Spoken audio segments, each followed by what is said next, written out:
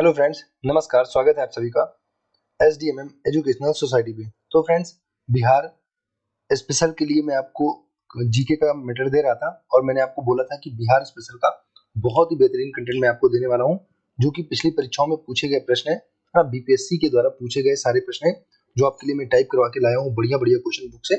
Okay, तो friends, उसी क्रम में आपको मैंने पहली वीडियो दिया था, उसके बाद मैं दूसरी वीडियो जो दिया था उसका क्रम थोड़ा दूसरा था, मतलब क्वेश्चन वो भी बहुत अच्छे थे, बस क्रम दूसरा था। और यहाँ पर जो फर्स्ट वीडियो आई थी उसी के क्रम में आगे की वीडियो आपके सभी के सामने है, जिसमें मैंने आपको 15 क्वेश्चन करवा दिए थे और 16 क्वेश्चन आप सभी के सामने है। इसका आंसर आप करने के लिए तैयार हो गए होंगे। आई थिंक आप सभी को भी बहुत जोश से पढ़ाई करने का मन कर रहा होगा, क्योंकि इतना पास एग्जाम है तो पूरे जोशों से आप पढ़ाई कर रहे होंगे ना। तो चलिए कमॉन, पढ़ लिया जाए बिना टाइम वेस्ट किए। पहला क्वेश्चन आप सभी के सामने यहाँ पे 16वां क्वेश्चन लिखा है। सोमनाथ महादेव मंदिर किस जिले में स्थित है, आपको बताना। सोमनाथ महादेव मंदिर आपको बताना भाई कि कौन से जिले में स्थित है। सोमनाथ महादेव मंदिर सारण में, मधुबनी में, बक्सर में या दरभंगा में, आपको बताना कहां पर स्थित है सोमनाथ महादेव मंदिर, बिहार में कहां स्थित है। तो चलिए फ्रेंड्स, अगर बात करें हम लोग सोमनाथ महादेव मंदिर की, तो देखिए यहाँ पे महादेव है, महादेव। और जब महादेव आएंगे, जब महादेव की कृपा होगी तो सब मधु हो जाएगा। मधु मतलब मीठा हो जाएगा। या फिर ऐसे भी याद कर सकते हो कि जो मधु नाम की कोई लड़की है वो महादेव के पास पूजा करने जाएगी। महादेव की पूजा कहाँ पे करने जाएगी? सोमनाथ महादेव मंदिर में। कौन जाएगा भाई? मधु नाम की कोई लड़की है, वही जाने वाली है पूजा करने ना, ऐसे आपको याद रहेगा। और दूसरा क्वेश्चन आप सभी के सामने है कि उमाकांत प्रसाद सिन्हा काफी प्रसिद्ध पर्सनालिटी है बिहार के। आपको बताना कि इनका जन्म बिहार में कहाँ पे हुआ था, है ना। मुजफ्फरपुर में, भोजपुर में, पटना में या सारण में। काफी प्रसिद्ध है उमाकांत प्रसाद सिन्हा। आप बता दीजिए जल्दी से, इसका सही जवाब क्या हो जाएगा? उमाकांत प्रसाद सिन्हा सही जवाब क्या हो जाएगा फ्रेंड्स? 17 नंबर क्वेश्चन का सही जवाब क्या हो जाएगा? तो इसका सही जवाब हो जाएगा अपना ऑप्शन नंबर डी हो जाएगा, सारण। तो उमाकांत प्रसाद सिन्हा की अगर हम लोग बात करें तो आपको ध्यान रखना है, सिन्हा जी का जन्म कहाँ होगा? सिन्हा जी का सारण में होगा। सिन्हा जी का सारण में, सिन्हा जी का सारण में जन्म होगा, कोई समस्या नहीं आएगी। अगला क्वेश्चन देखेंगे। नेक्स्ट है गोगा बिल। आपको बताना गोगा बिल झील बिहार के कौन से जिले में स्थित है? गोगा बिल 18 नंबर क्वेश्चन है कि गोगा बिल जो झील है वो बिहार के कौन से जिले में। अब देखो भाई, इसका सही जवाब ऑप्शन नंबर फर्स्ट हो जाएगा। अब इसका आंसर लिखा कटिहार। अब किसी के बिल में हाथ डालोगे तो वो तो कटिहार कर ही लेगा, वो तो कटिहार कर लेगा ना। कटिहार मतलब काट लेगा ना आपको। तो अगर किसी के बिल में हाथ डालोगे, गोगा के बिल में हाथ डालोगे, मुझे नहीं पता कि गोगा क्या होता, मैं तो बस आपको बता रहा हूँ ना जुगाड़। तो अगर गोगा के बिल में हाथ डालोगे तो वो क्या करेगा? कटिहार कर लेगा, वो काट लेगा भाई। उसके बिल में हाथ मत डालना, नहीं तो कटिहार कर लेगा ना। गंदी बात होती है, बिल में हाथ नहीं डाला जाता ना। अगला क्वेश्चन है, देखेंगे नेक्स्ट क्वेश्चन आप सभी के सामने है। Wait a minute. चलिए, अगला क्वेश्चन आप सभी के सामने लिखा कि प्राचीन महाजनपद मगध की प्रथम राजधानी क्या थी? मगध की राजधानी आप बता दो क्या थी? पाटलिपुत्र, चंपा, वैशाली या अंग। मगध की राजधानी क्या थी? मगध की राजधानी आपको बताना, प्राचीन महाजनपद मगध की राजधानी क्या थी? कम ऑन, इसका सही जवाब क्या हो जाएगा? मगध की राजधानी। तो फ्रेंड्स, अगर देखा जाए इस क्वेश्चन का सही जवाब क्या होगा कि मगध की राजधानी पूछ रहा है।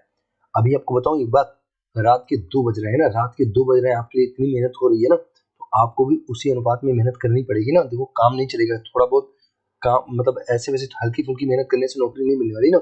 मुश्किल है, कंपटीशन है और बहुत सारी समस्याएं हैं, तो आपको उसी तरह से मेहनत करना पड़ेगा। आप समझ जाओ कि लंबा मार्ग दूरगर विकट पंथ बहुमार, कहो संतो क्यों पाइया दुर्लभ हरि दीदार।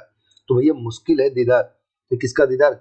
कि आप प्राथमिक स्कूल में जाएं, बढ़िया आराम से टीचर बन के मजा करें ना, और खूब मजे मजे से आपकी सैलरी आए, इतना हल्का सा आपके पास काम रहेगा। हाँ, जिम्मेदारी ठीक है, मानते हैं, समझ रहे हो ना।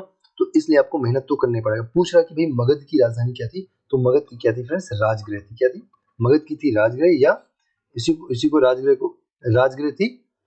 तो आपको ध्यान रखना, मगध की राजधानी क्या हो जाएगी? राजगृह हो जाएगी मगध की राजधानी। इनमें से कोई नहीं, ऑप्शन नंबर डी हो जाएगा, राजगृह, है ना।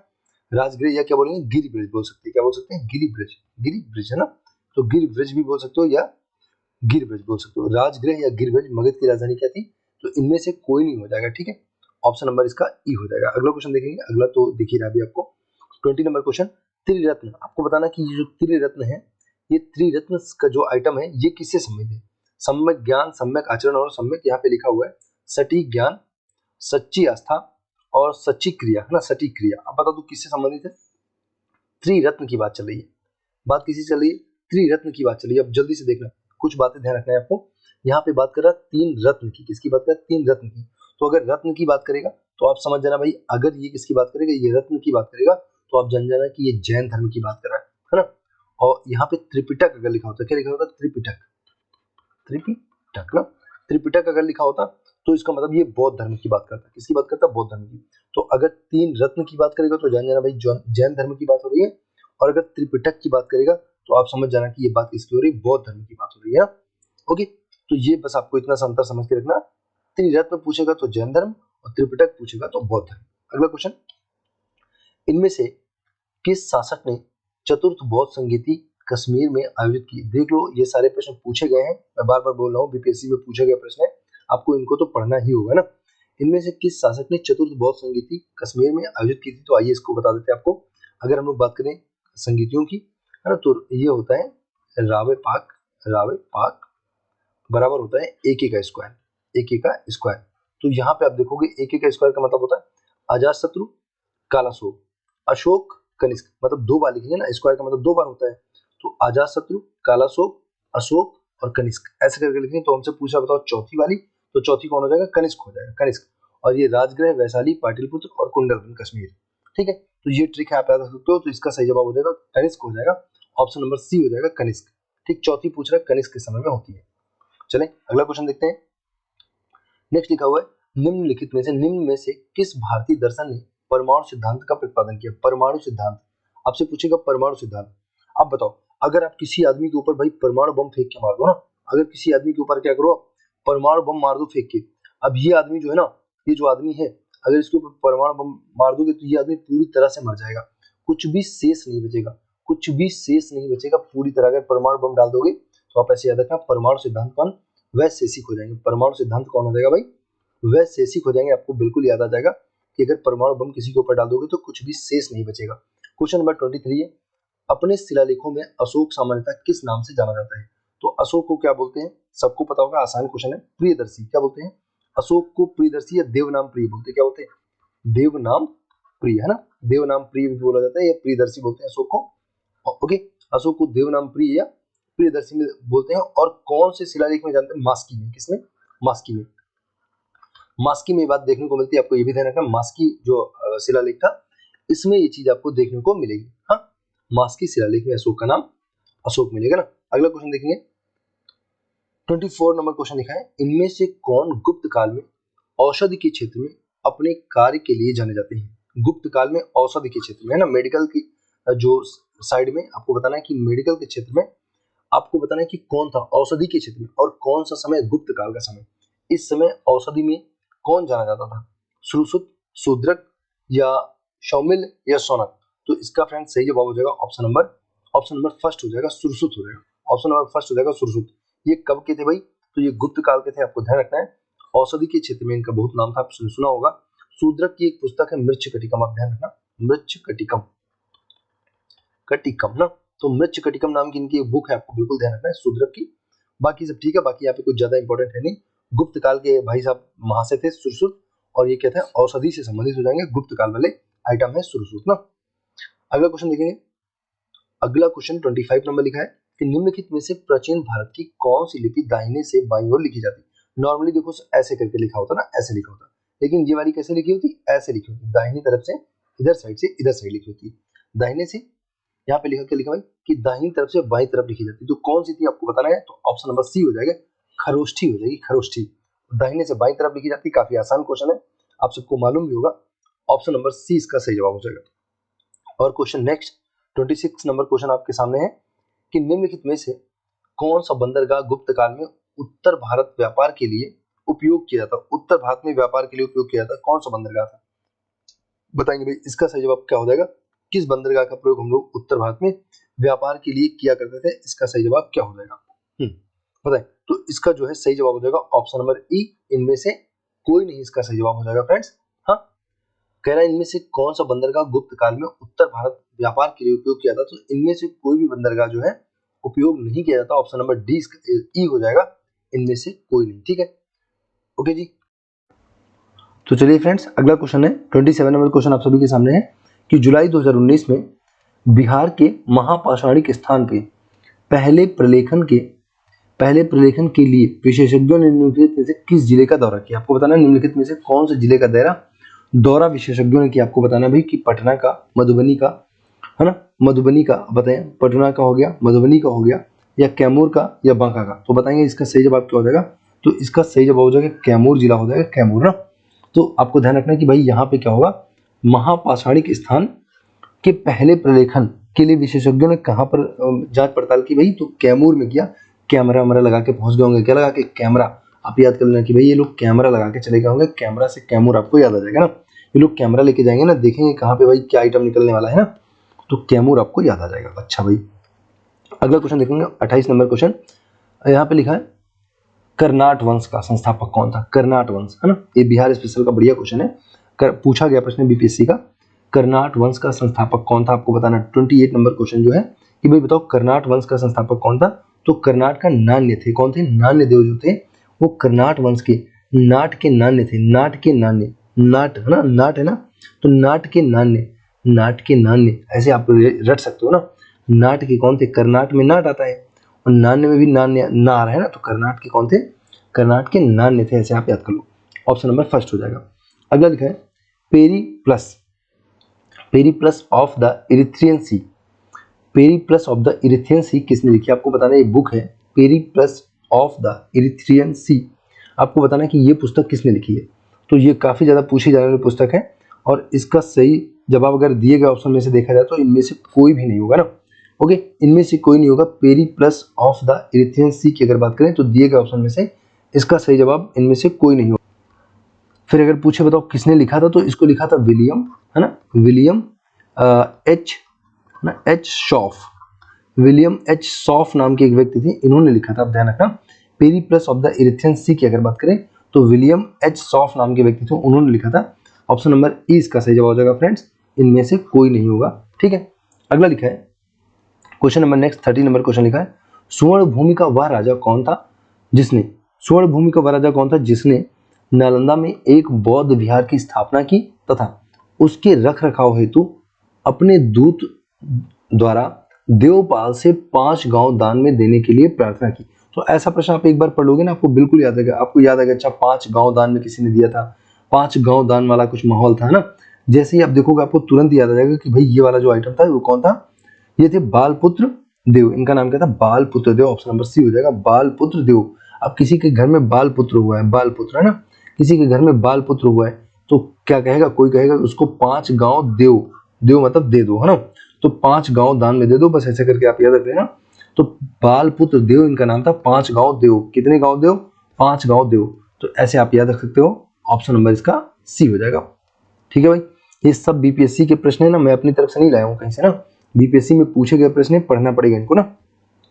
इनमें से किसने पहली बार यह व्याख्या की थी कि पृथ्वी के अपनी धुरी पर घूमने के कारण प्रतिदिन सूर्योदय एवं सूर्यास्त होता है ना, दिन और रात होता है। आपको बताना है कि किसने पहली बार बताया था, सबसे पहली बार किसने ये बात बताई थी, है ना, सबसे पहली बात ये बात किसने बताई थी, ये बात बताई थी आर्यभट्ट ने।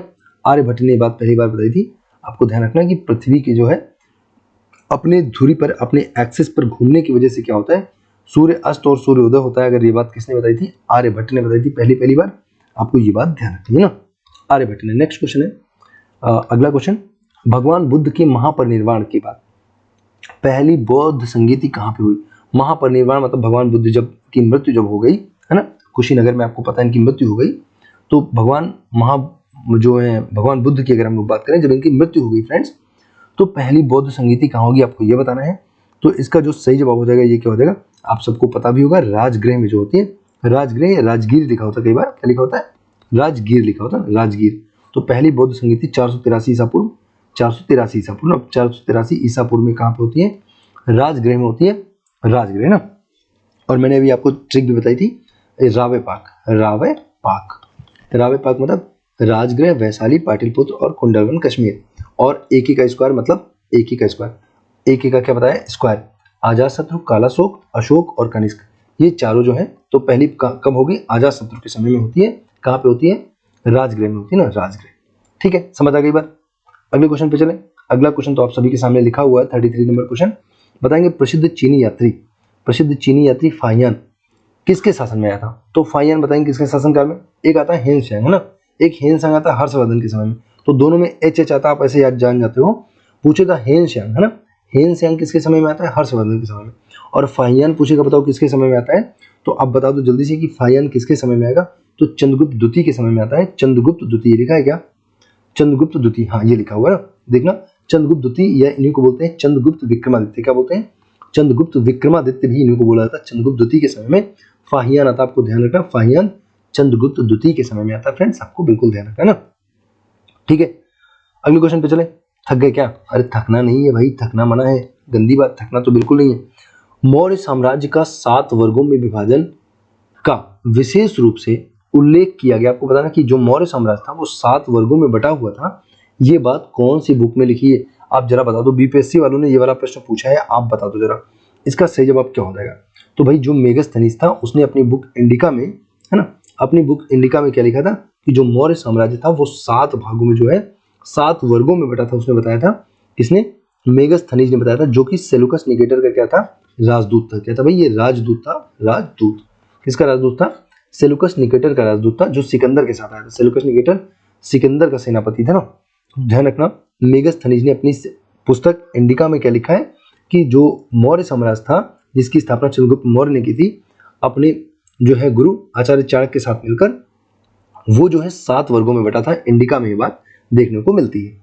हाँ ठीक है, मुझे लग रहा है कि भाई आप लोग थक गए हैं ना, थक गए हैं, एनर्जी आ नहीं रही, आप मन लगा के पढ़ नहीं रहे हो। जरा देखो, हाँ मन लगा के नहीं पढ़ रहे हो ना, मन लगा के पढ़िए। बस 1-2 मिनट की वीडियो और है, उसके बाद खत्म होने वाली है ना, जल्दी से पढ़ेंगे। अशोक के धम्म, अशोक के धम्म का मूल संदेश क्या था? अशोक के धम्म का मूल उद्देश्य क्या था, बताएं, है ना, जल्दी से बताएंगे। अशोक के धम्म का आपको पता है 261 ईसा पूर्व, 261, 261 ईसा पूर्व में क्या होता है फ्रेंड्स? कलिंग युद्ध होता है। क्या होता है? कलिंग युद्ध होता है ना, कलिंग युद्ध। अशोक के शासन का 8वां वर्ष चल रहा था, 8वां वर्ष।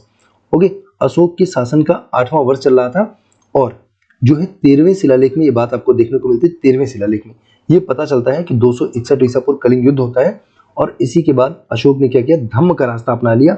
उसने कहा कि भाई अब लड़ाई झगड़ा नहीं करेंगे, और क्या किया इसने? उपगुप्त से, उपगुप्त, ठीक है, उपगुप्त नाम के एक बौद्ध भिक्षु थे, उनसे इन्होंने दीक्षा ले ली और कहा कि अब लड़ाई झगड़ा छोड़ना है, लड़ाई झगड़ा नहीं करना, शांति के रास्ते पे चलाना, और शांति और अहिंसा के रास्ते पे चलेंगे। ऑप्शन नंबर बी हो जाएगा। क्या था? शांति और अहिंसा, सही है ना, शांति और अहिंसा के रास्ते पे चलेंगे कि नहीं, बताओ भाई। अशोक के धम्म, तो 1 मिनट क्वेश्चन को समझते जरा, 1 minute, just wait a minute. हाँ तो देखिए भाई, तो देखें सर, यहाँ पे हम बात कर रहे थे यहाँ पे ऑप्शन नंबर बी की, तो ऑप्शन बी तो बिल्कुल सही यहाँ पे होने वाला है, लेकिन एक बात आपको यहाँ देखना होगा, यहाँ पे ऑप्शन नंबर ई पे क्या लिखा है? 1 से अधिक ऑप्शन, तो बिल्कुल 1 से अधिक वाली बात सही हो जाएगी, क्योंकि यहाँ पे क्या होता है? धार्मिक सहनशीलता भी आ जाती है, शांति और अहिंसा की बात भी करता है, और इसी क्रम में आपको पता होगा अपने पुत्र महेंद्र और अपनी पुत्री संघमित्रा को श्रीलंका भेजता है ना, तो आपको ये सारी बातें याद ही होंगी। तो इसका मतलब है ऑप्शन नंबर ई इसका सही जवाब हो जाएगा, क्योंकि 1 से ज्यादा ऑप्शन यहाँ पे सही है, तो ऑप्शन नंबर ई इसका सही जवाब हो जाएगा। तो ये चीज बहुत ध्यान से देखनी है, नहीं तो 5 ऑप्शन है तो गलत होने के बहुत चांस है ना। देखो अभी गलती से हो गया था ना। 36 नंबर क्वेश्चन, और आज का अपना आखिरी क्वेश्चन होने वाला है, जल्दी से इसका आंसर आप करेंगे, जल्दी बताएं क्या हो जाएगा।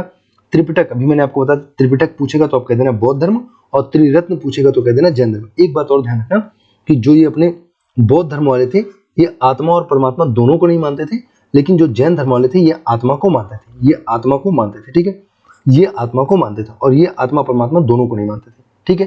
तो ये था आज का अपना वीडियो, आई होप आपको बहुत अच्छा लगा होगा, और बेशक क्वेश्चन का कलेक्शन बहुत टॉप क्लास का है।